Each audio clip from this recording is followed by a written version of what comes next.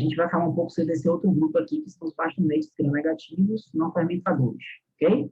É o último grupo que eu vou falar.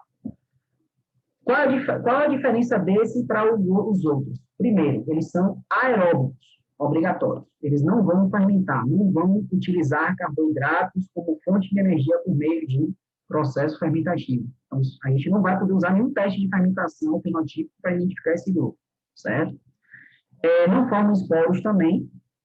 E a identificação desses micro-organismos é um desafio, né, para os laboratórios de microbiologia, certo? Primeiro, porque a maioria não o realiza, né, principalmente em laboratório de microbiologia, que não recebe a amostra de ambiente hospitalar. Essas bactérias aqui desse grupo vão ser responsáveis por infecções dentro do ambiente hospitalar, tá certo? Então, a amostra ambulatorial, muito difícil ter isolamento. Impossível? Não. Você pode ter infecção, às vezes, associada ao uso de lente de contato, às vezes, enfim, alguns tipos de infecção podem ocorrer, tá certo? Infecção ocular e tal, em ambiente vinda de comunidade, né? É a origem. Mas a importância mesmo epidemiológica desse grupo é em amostras hospitalares, o isolamento em amostras hospitalares, certo? Então, tem uma pouca incidência de dessas amostras em amostras ambulatoriais, e também você tem uma complexa e também um custo bem elevado desses esquemas completos de identificação. As provas bioquímicas, uma quantidade bem grande, tanto para não fermentador quanto para enterobactérias também. Eu não mencionei, porque não é o objetivo dessa aula entrar muito em detalhe. Eu falei mais dos testes de identificação do estáfilo, que são um pouco mais simples.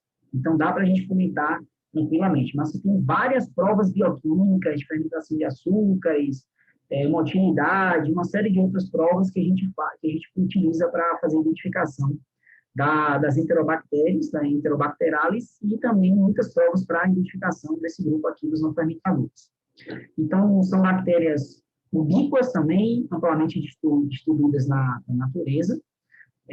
Algumas espécies são patogênicas, ou seja, tem fatores de violência que causam, inclusive, doenças graves, mas a maioria vai ser oportunista, né, causando geralmente infecção em pacientes hospitalizados.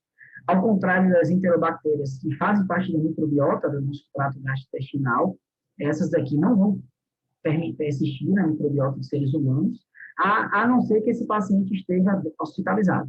Aí, se ele estiver hospitalizado, você tem um risco alto de ser colonizado por esse grupo. E, como eu disse, são muito importantes em infecções relacionadas aos cuidados de saúde hospitalares, certo? Aqui eu vou mostrar só um dado para vocês aqui de Salvador, de um trabalho que a gente publicou no nosso grupo em 2019, falando justamente desse perfil de bactérias de infecção de corrente sanguínea causada por bactérias gram-negativas. Aqui a gente estudou especificamente bactérias MDR, né, multidroga resistente. Mas só para vocês verem o perfil aqui como muda, né, se for uma infecção de comunidade e uma infecção de corrente sanguínea do ambiente hospitalar. Então, a gente vai conseguir ver isso nesse gráfico aqui, nessas barrinhas, tá vendo? Aqui no eixo Y a gente tem o percentual, tá vendo? E aqui no eixo X a gente tem as classificações, certo? O tipo de infecção do tipo de infecção de corrente sanguínea em relação à fonte, certo? Se ela é comunitária ou se ela é hospitalar. Aqui é o total, eu não vou mencionar aqui o total, eu quero só descrever para vocês um perfil diferente, né? Então, essa daqui é a infecção hospitalar, e aqui é a comunitária, CA, né? Community Acquired, né? Que é a infecção comunitária. Então, na infecção comunitária, observe, ó, você tem o que aqui, ó? Serrácea, que é a enterobactéria, tá vendo? Klebsiella, ó, enterobactéria, e E. coli, a maior parte, tá vendo? Azul. Quando você vai para a infecção de corrente sanguínea que o paciente adquiriu dentro do hospital, você já tem uma mudança no perfil, ó. Você já entra aqui, ó, Acinetobacter baumannii, que é um bastonete gram-negativo não fermentador, né? Enterobacter, que é uma bactéria que não estava presente, né, na comunitária, mas não quero valorizar essa aqui, porque não é um fermentador. Então, eu quero valorizar essa daqui, essa verdinha aqui, a rosinha e a verde, ó. Pseudomonas aeruginosa, outro bastonete gram-negativo no fermentador. Então, vejam que elas são importantes infecções adquiridas dentro do ambiente hospitalar. Isso aqui é um dado de Salvador. Então, isso acontece aqui também nos hospitais de Salvador, certo? Esse é o ambiente, gente, dessas bactérias. Então, elas se adaptaram, são bactérias ambientais que chegaram no ambiente hospitalar e gostaram do ambiente hospitalar e hoje tem uma importância muito grande aí. São bastante isoladas em infecções desses indivíduos, né, em amostras hospitalares.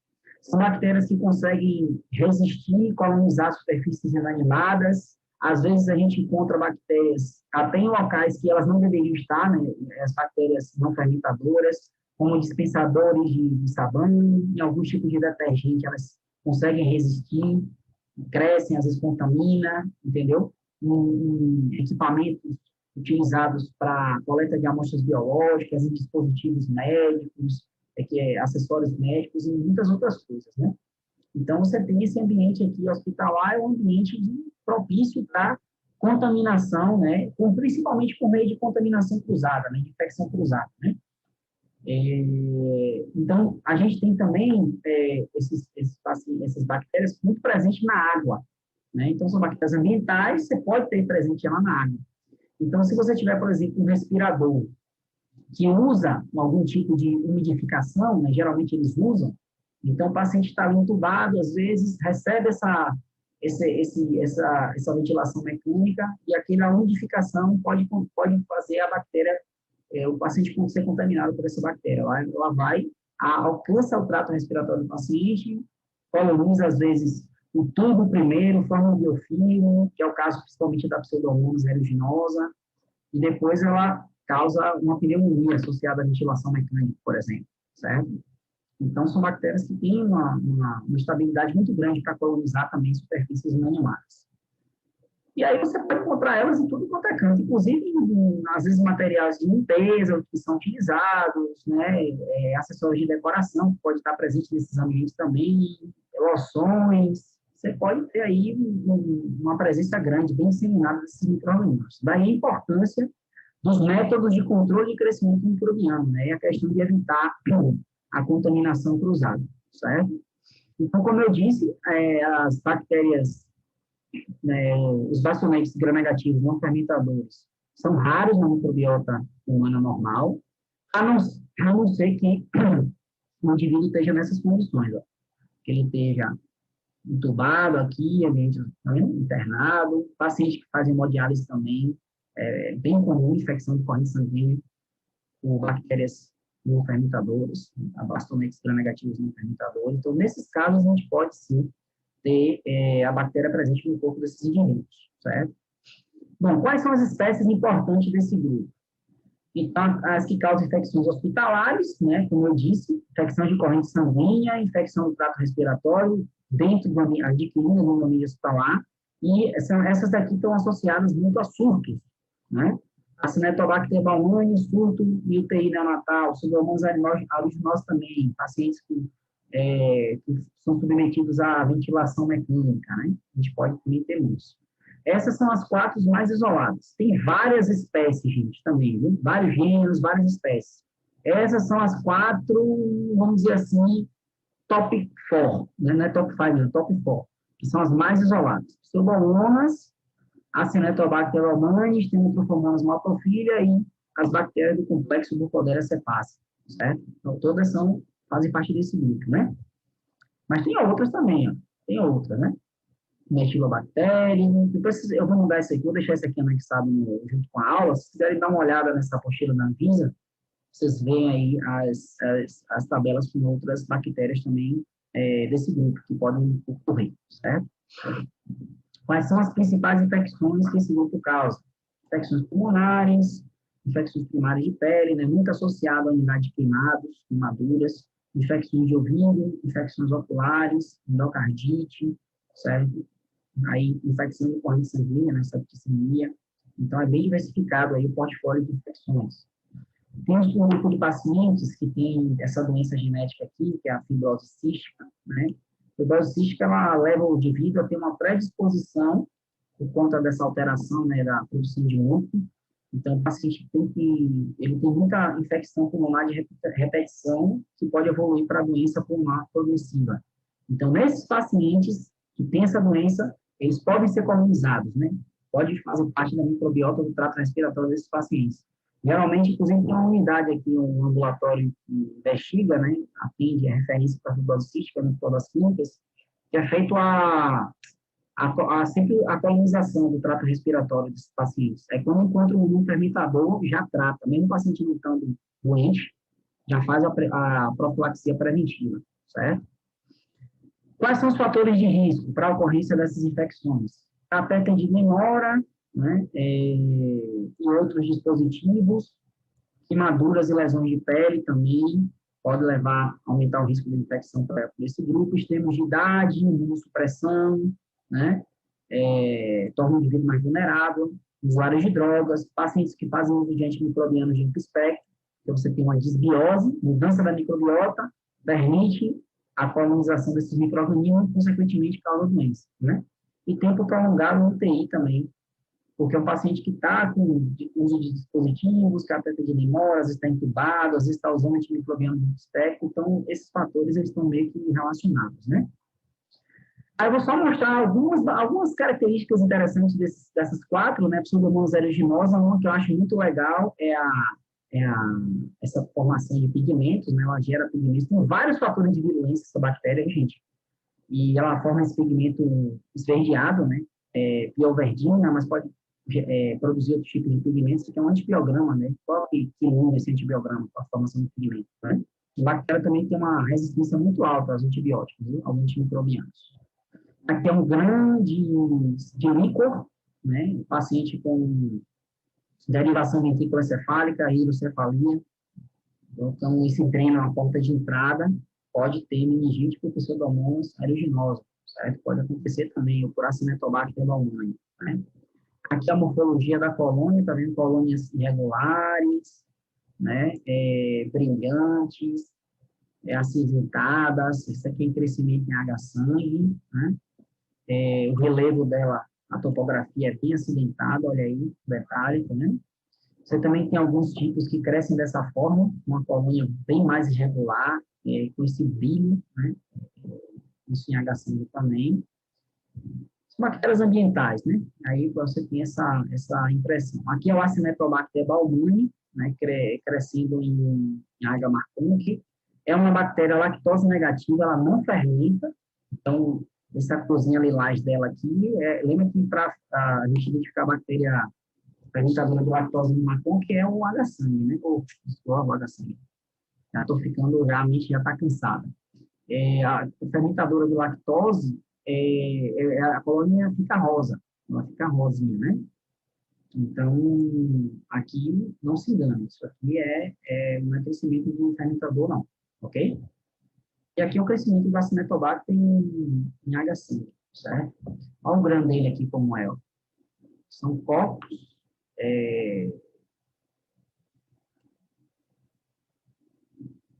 gram-negativos, né?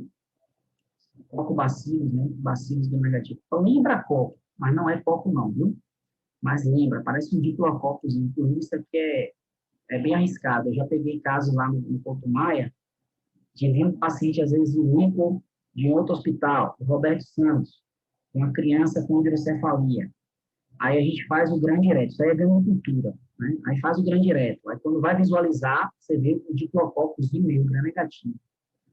Só que aí, se você libera o resultado com o diplococcus negativo, de amostra de limpo, o médico vai achar que é mais séria é meningite, que é um diplococcus negativo de limpo, que causa meningite, né? Eu não comentei nessa aula aqui, mas que também é importante. Eu escolhi só os grupos, como eu disse, que tem uma frequência maior de isolamento. Então, é importante a gente fazer essa identificação. Lembra um copo, mas não é. É um copo bacilo gram-negativo, certo? Então, aí é importante, às vezes, você esperar o resultado da cultura sair, porque a morfologia é completamente diferente. Ou então, paciente, se vier lá na solicitação da análise, paciente com hidrocefalia, paciente com derivação ventriculoencefálica, né? Realmente, aí você consegue matar a charada, né? Para não liberar diplococcus gram-negativo, certo? Quais são as principais infecções que o acineto pode causar? Infecções de pele, feridas, pacientes que fazem diálise peritoneal, pode ter peritonite, Infecção do trato urinário, pode causar também surtos de pneumonia associada à ventilação mecânica, endocardite, meningite, né, surtos em UTIs neonatais. Também é uma bactéria também muito resistente, você tem muitas cepas e tem um padrão de multidroga resistência, tanto não fermentador quanto enterobactéria é mais preocupante em relação a essa questão da resistência aos antimicrobianos, tá certo? E agora, só para encerrar, eu vou falar um pouquinho sobre diagnóstico laboratorial dessas bactérias. Então, é um desafio, certo? Diagnosticar, mas a gente faz o diagnóstico sim no laboratório. Aqui são alguns meios que podem ser utilizados, ó. O Maconque, né, o H-Sangue, o BHI ou TSB, que é utilizado para hemocultura. Você pode utilizar um meio com adição de polimixina, né, que é um antimicrobiano, algumas delas têm resistência intrínseca, não mostrei a Burkholderia cepacia, mas a Burkholderia tem resistência à polimixina, então você usa como triagem, né? Você pode usar esse meio aqui também, é o CLED, mais polimixina também, que você consegue isolar a Burkholderia cepacia e outras espécies, né, de não fermentadores, outros gêneros que eu não comentei aqui, que são, eu falei só os 4 mais frequentes, certo? Aqui nesse slide, só para mostrar para vocês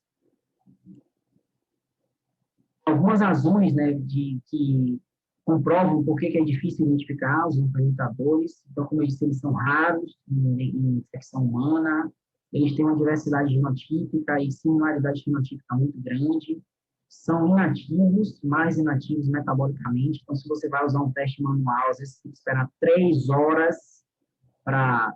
3 horas, 3 horas é rápido. Você tem que esperar 3 a 5 dias para o resultado virar e você dizer se é negativo ou positivo. E também, durante os últimos 20 anos, a gente teve muitas mudanças taxonômicas também, certo? Aqui são alguns testes utilizados, né, para essas principais espécies, aqui, Pseudomonas, Burkholderia, que eu não comentei, Stenotrophomonas, que eu mencionei, né, eu falei das Stenotrophomonas, as principais, Stenotrophomonas, Pseudomonas, Burkholderia, Cinetobacter, e outras também, certo? E aqui a gente tem alguns testes que podem ser utilizados e o crescimento, né, no H-Sangue, e há um resultado na prova de oxidação e fermentação, né, que eu vou mostrar para vocês como é que a gente faz.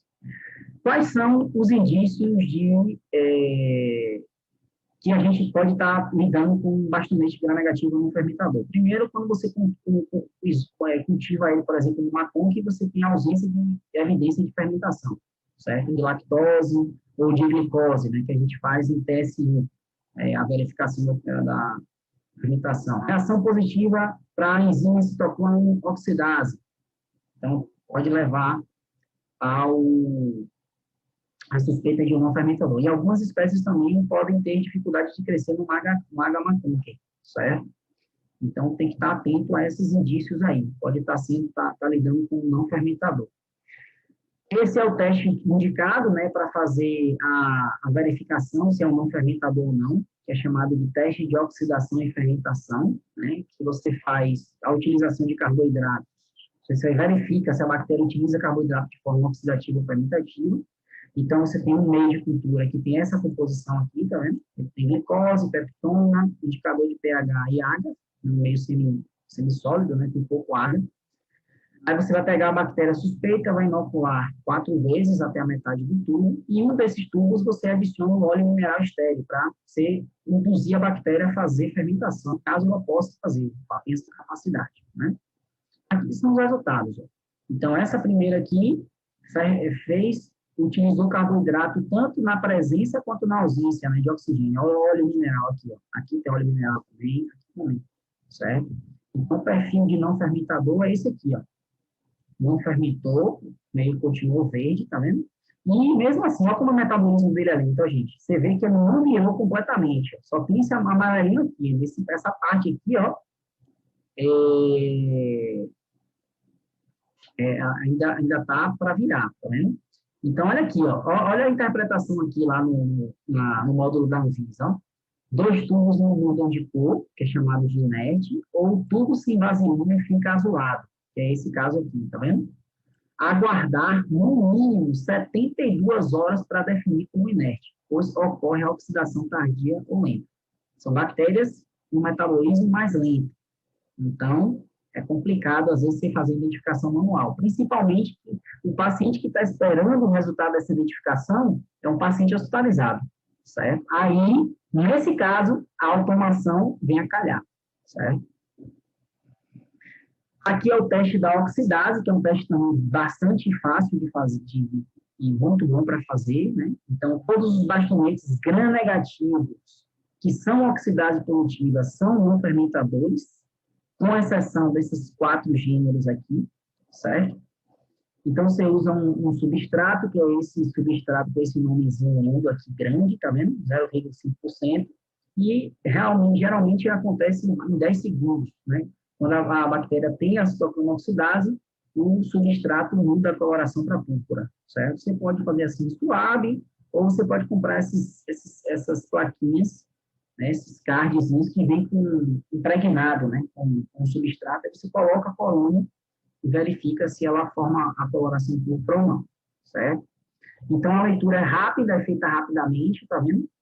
Feita de 15 a 30 segundos, e a cor púrpura forte, ela vai aparecer nas amostras que são oxidase positiva, mas observe, complexo glucodeira cepaceae, estenotrofomonas podem dar reação fraca ou lenta, em alguns casos após 30 segundos, justamente por conta do metabolismo lento. Então, veja que é um desafiador você usar a microbiologia manual para identificar, tá certo? Bom, aí vem a automação, que é fantástica, ajuda bastante a identificar esses micro-organismos, certo? Aqueles equipamentos que eu mostrei para vocês lá no início da aula, tá bom? Mas, para fazer o teste de sensibilidade, o antibiograma, que é muito importante, a gente não deve usar equipamentos automatizados. Não é muito padronizado liberar resultado de teste de sensibilidade em automação, não. Para esse grupo. Para os outros, dá para liberar, beleza, certo? Enterobactéria, estáfilo, né? Pneumococo, não conheço, geralmente a gente faz isso de difusão, mas estáfilo dá para fazer pelo método automatizado, sim. Então, para ver a sensibilidade de não fermentador, você tem que fazer o teste manual, que é disco de fusão, ou, em alguns casos, fazer a MIC, né? A microdiluição em caldo ou teste, tá certo? É uma coisa também importante de mencionar. Então, gente, essa foi a aula de bactérias de interesse em saúde, certo? Então, o objetivo foi esgotar o assunto, já faço logo a catequese de vocês no início. Não é o objetivo esgotar esse assunto aqui, não. E alguns de vocês, inclusive, vão pegar uma disciplina, ou 2, ou até mais, vão ver 6 meses só de aulas específicas desses grupos. Então, não se desesperem, fiquem tranquilos. Se vocês tiverem qualquer dúvida, ou me acha lá no Instagram, me segue, ou se não quiser me seguir também, manda um direct para mim, fica à vontade, ou manda um e-mail para mim, que eu vou tentar responder da melhor forma possível. E aí vocês respondem estudo orientado e a gente pode discutir aí algumas coisas depois que a gente faz fizer, durante a discussão, né, do estudo orientado, importante dizer que talvez esclareça algumas dúvidas eventuais que vocês possam ter, tá bom? Então, um abraço para vocês, foi um prazer dar aula para vocês esse semestre. Dou aí as maiores estimativas de dias melhores, esperanças para vocês de dias melhores, e estou à disposição de todos, se vocês precisarem de mim, tá bom? Um beijo e tchau, tchau. Até a próxima, se Deus quiser.